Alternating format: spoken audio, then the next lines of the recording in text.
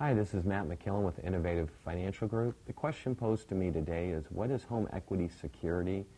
It's actually a question I've not been asked before. I believe that home equity security is basically the more equity you have in your home, the more secure you are for financial crisis down the road, or if, let's say, you see a larger home you may want to purchase down the road. When you have home equity is the amount of the value of your house that's not encumbered by a mortgage. So, for example, you may be living in a $100,000 house, only owe about $50,000. You have about $50,000 in equity in that property, which I consider to be security.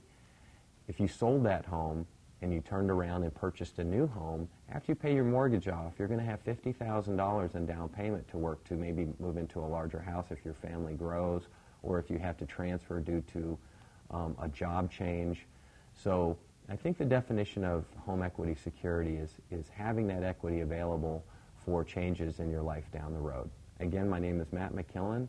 I'm with Innovative Financial Group.